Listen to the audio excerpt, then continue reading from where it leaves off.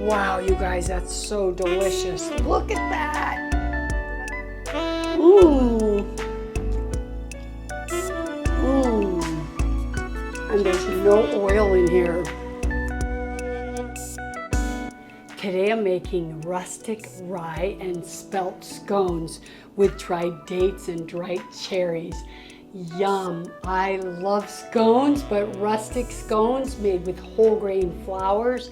They're so delicious, and I'm craving one of those today because I just feel like having something earthy and warm and nutritious and rich, but not sweet and not oily. So I've made this recipe before, but I've done it only with spelt flour, and today I'm going to use half spelt and half rye flour because I wanted to use my rye flour for something, so I'm going to do it that way. And I've added a little oil in the past, but today I'm not. So I'm really looking forward to showing you this recipe and having the taste at the end. Do you guys like my hat? Lloyd got it for me. He's got a tartan hat and we both love tartans, so I thought I'd wear it for today.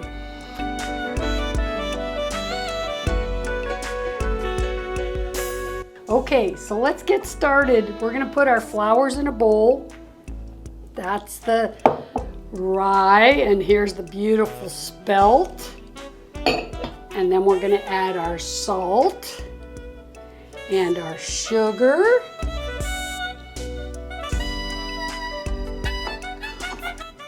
And our baking powder. And we're gonna give that a little stir around. Look at the colors of these beautiful whole grain flours. So we want to get that nicely incorporated.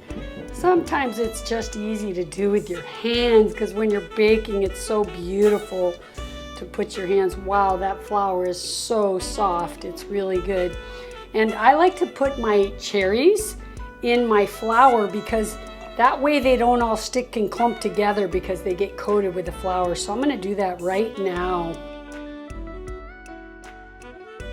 Okay, now let's chop the dates up. This is the trick and the tip of the recipe. Put those dates right in the flour. And if your dates are hard, just soak them in boiling water before you chop them.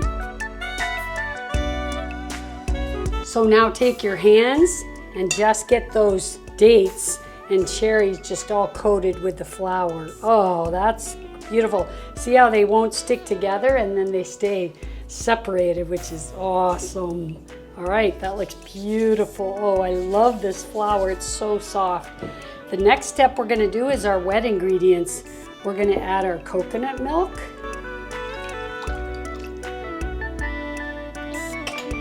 And we need to put some lemon in it because we want to make it like a buttermilk, so really about a tablespoon.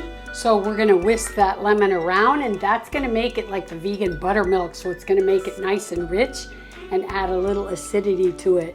The next secret ingredient is baking soda, and you notice we're putting it in with the wet ingredients, not the dry, and there's a reason for that because look, watch what's going to happen. It just makes it so nice and frothy. And that's going to keep the batter all nice and light. So I love that. And then we're going to add our yogurt.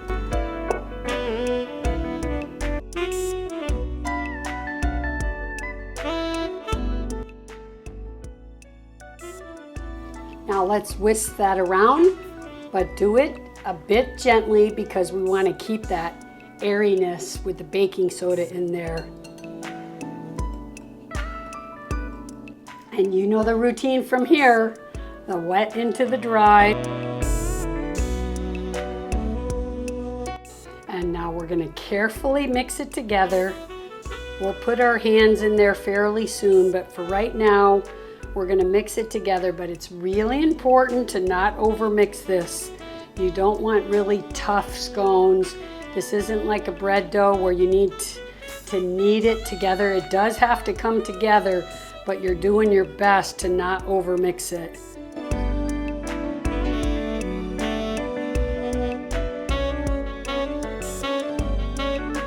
We are going to put this on the counter and bring it together, but if you do it on the counter, then you have to lift it up onto your baking tray. So I'm going to put a piece of parchment paper down on the counter, and we're going to put it on this. See all that flour? We got to get that incorporated in, but it doesn't need to be perfect. It just needs to be brought together. So I've got my spelt flour here, and I'm just going to put a little on my hands.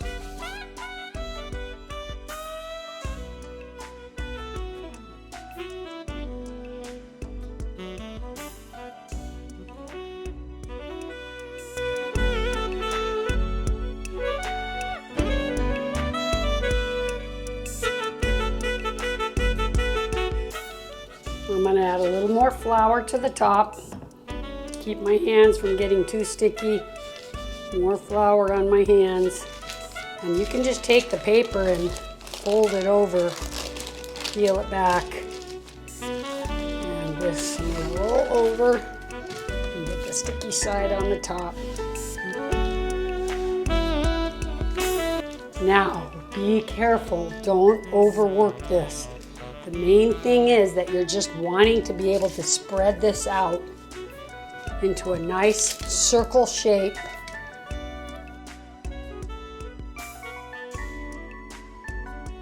And let's flip this over and take this off. That looks fantastic. I'm going to give it a little more flour. That looks so good. Excellent. I'm happy with that. And now I'm going to cut it into 8 scones. So I think the easiest way is just to go down the middle. Ooh, there's a cherry. Can't lose that. And these are going to be big boys or girls. So before we put them on our baking sheet and in the oven, I just want to tell you that I have the oven preheated at 400 degrees. And I'm going to sprinkle this with some more of my sucanat because I just think it makes it look so rustic. You don't have to do this, but I like the looks of it.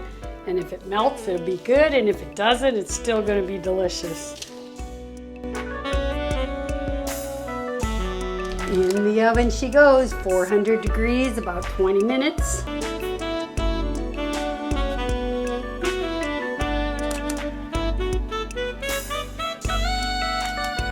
There they are, the rustic scones. So let's give it a try. Can you see they're nice? They're cooked through, but they're not, they're a little bit like between a cake and a bread, which is what I love about a scone. And I promise you they're not going to be very sweet at all. So put on them nothing, or I like to put some yogurt on. This one happens to be cashew peach, and I like to just put yogurt on like this and take a little bite.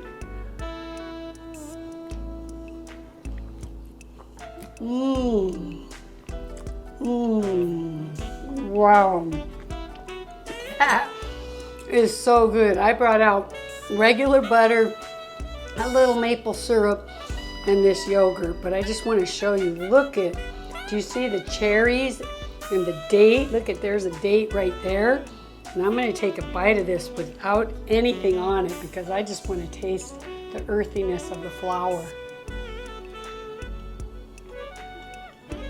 I love stuff like this. Mmm. A lot of people may say this isn't sweet enough, but scones aren't really supposed to be sweet. These are not cookies, but they're so good.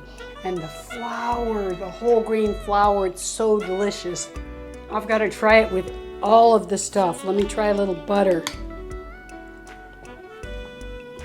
As I always say, cold butter, and this is just lukewarm now that it's cooled. Mmm, mmm,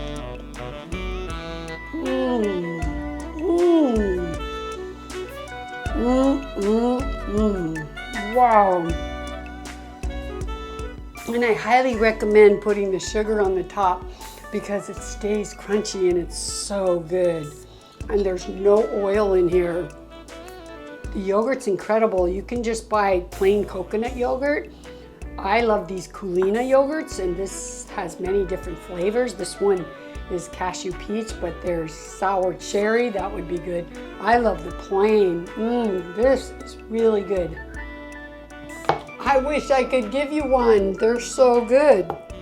Totally unnecessary, but let's try it. Why not? Just a tiny little drizzle. Oh my gosh, I love maple syrup.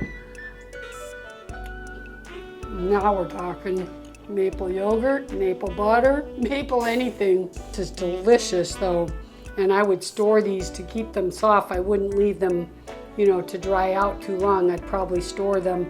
And then for me to eat them again, I would heat them up in the oven just to get them a tiny bit warm. But oh my God. And you see, if you let them bake together and don't cut them all the way through, and even if you do, push them together, because I like to be able to break them and then they'd look even more rustic. Look how cool. Those look so good. All right, you guys, that's it for today. Thanks for watching.